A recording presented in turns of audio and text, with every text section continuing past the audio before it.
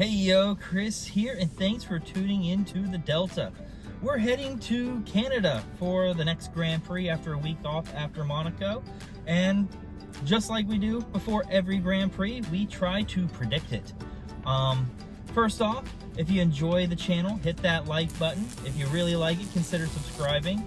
The support has been really awesome. I have steadily been gaining a subscriber here and there, and words can't express the gratitude I have towards that, because every time I get a little notification that someone subscribed or something like that, it just makes me feel really good that my videos aren't falling on deaf ears. So if you do really like my channel, let me know in the comments what you'd like to see, especially on the weekends that we don't have a race. Like, I feel like I could do something, at least one, maybe two videos on off weeks, but I'm not necessarily sure what you guys would want to hear.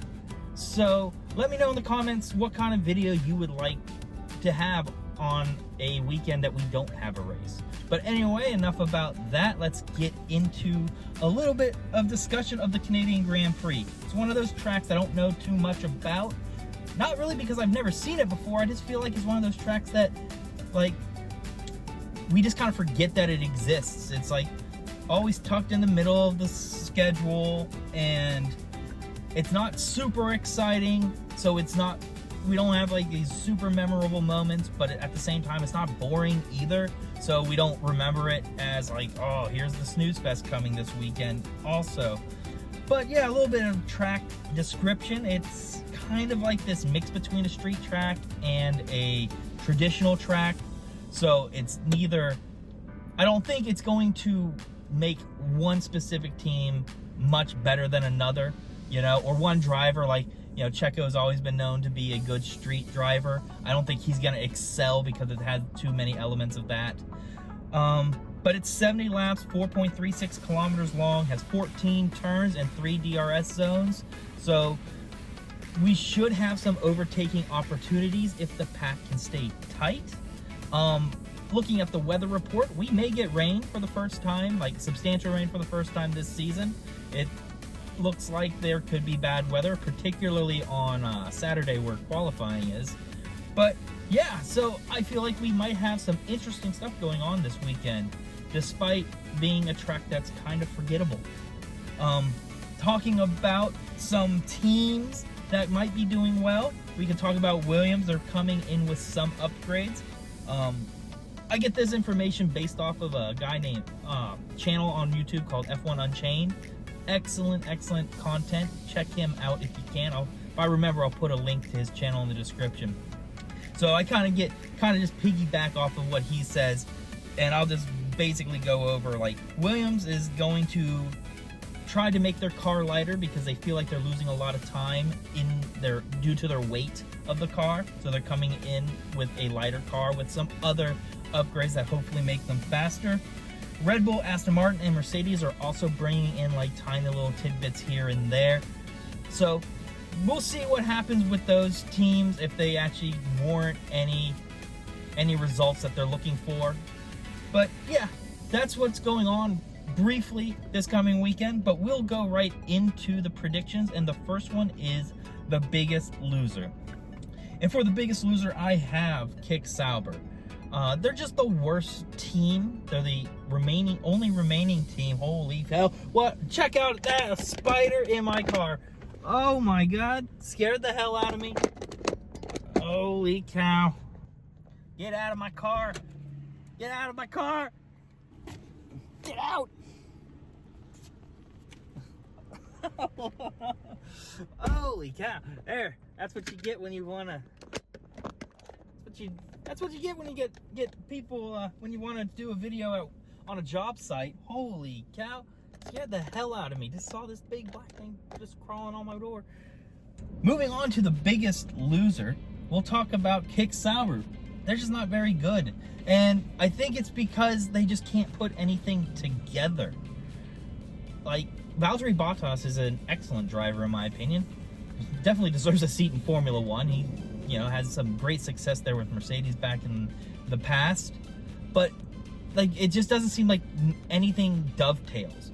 Bottas can have a good first couple days, and then at the race have a horrible pit stop that screws his race. Zhao Guanyu can be showing some pace, but then he crashes it in the wall there in practice 3, or the strategy's messed up, or they lack pace when they're actually doing well. Like this, they can't put anything together as a whole, and because of that, they're probably not going to do well in Canada either. And then we'll move on though to an exceptional performance, and I got Mercedes.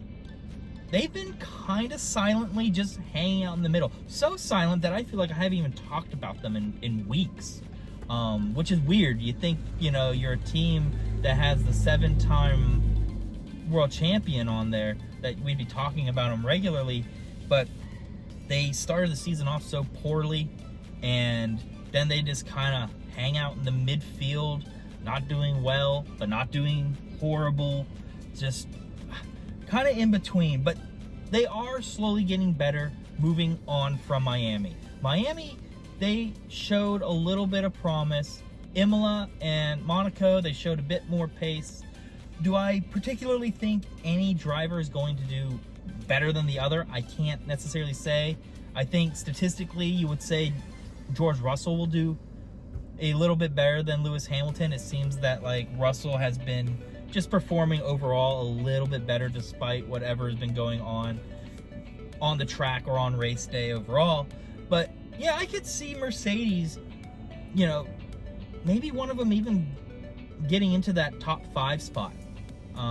George Russell P4, Lewis Hamilton P6, and showing a little bit more promise and pace in the car and the team. But if we have an exceptional performance, we'll then also have a disappointing performance. And for the biggest disappointment, I have Alpine.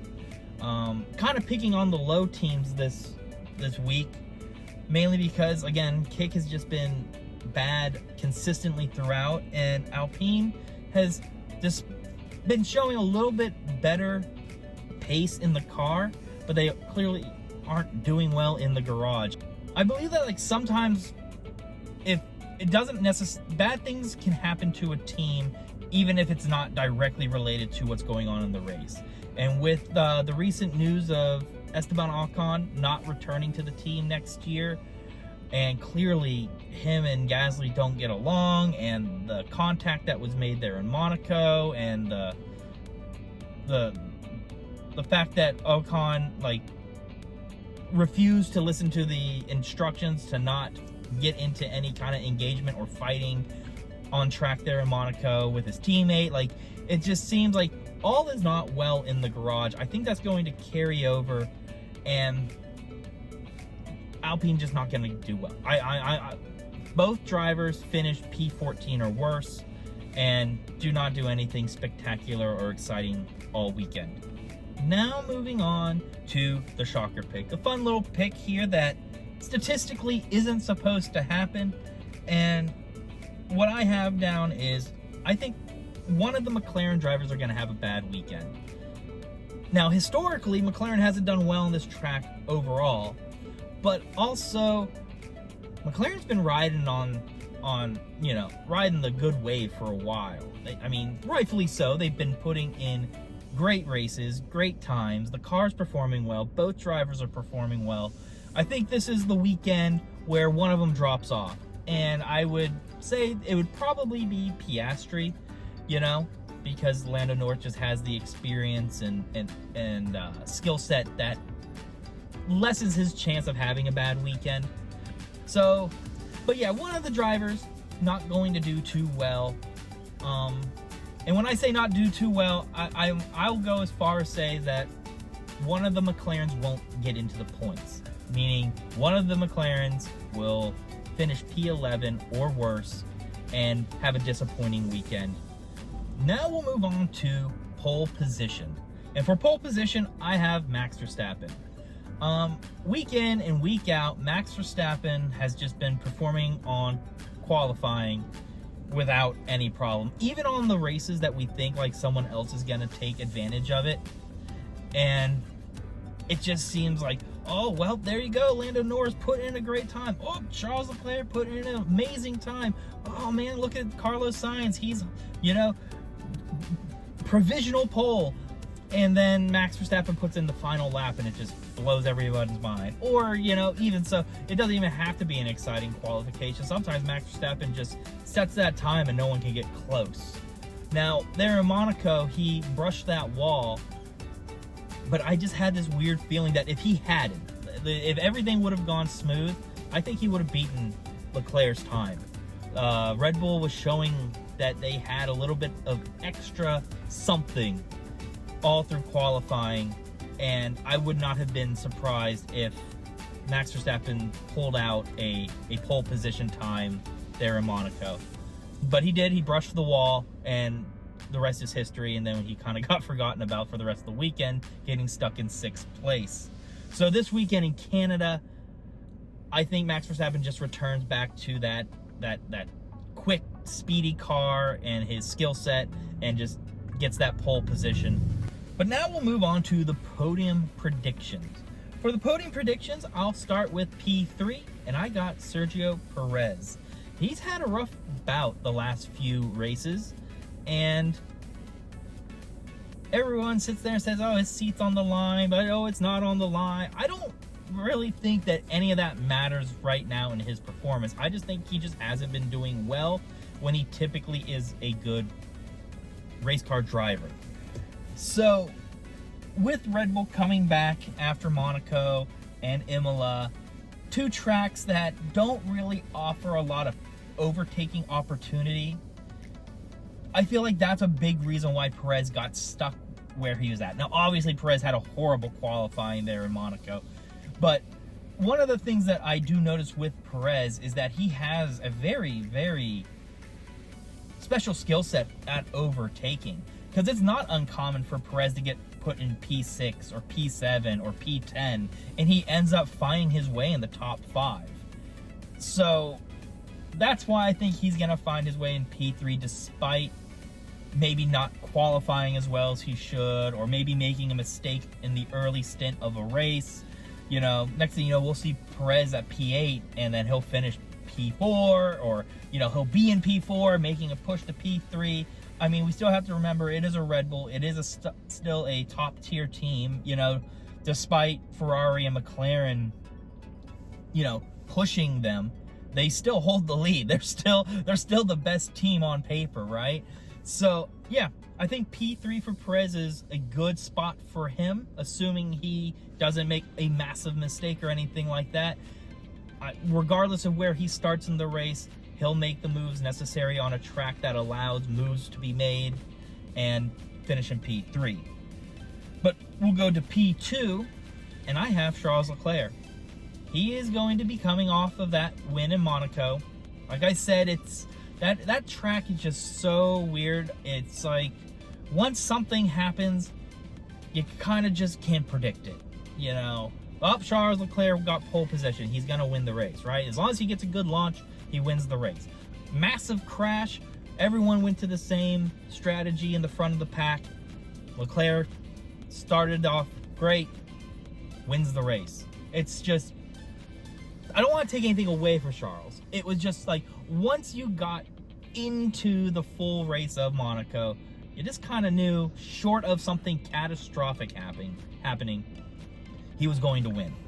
But that doesn't mean that he's going to perform poorly the next race. I just think it's not going to be as definitive this coming race. He's going to do well in quali. He's going to do well at practice. The Ferrari car seems to be like fine-tuned to his liking, and the results are what Leclerc is looking for and the team is looking for. So P2 is going to just be the best spot for him. I can't see a scenario where Ferrari isn't on a podium. They're just that good of a team. Yes, McLaren, I guess, could do better, but at the same time, Ferrari could do better than Perez, or Perez can do better than McLaren. Like, it's just neck and neck. And trying to pick the top 3, honestly, is just very, very difficult for this race because the 3 top teams are so close. So I'm just going to go with a homer pick, and I'm just picking Charles Leclerc P2. Then we can move on to the winner of the race. Now, I picked Max Verstappen to win Miami. Lando won. I picked Charles Leclerc to win Imola. Max Verstappen won. I picked Max Verstappen to win Monaco. Leclerc won. So this pick will make me look good or make me feel good regardless, because I'm going to go with Max Verstappen again. Either Max Verstappen wins and I'm right, or Max Verstappen doesn't win and Charles Leclerc hopefully hoists the first place trophy.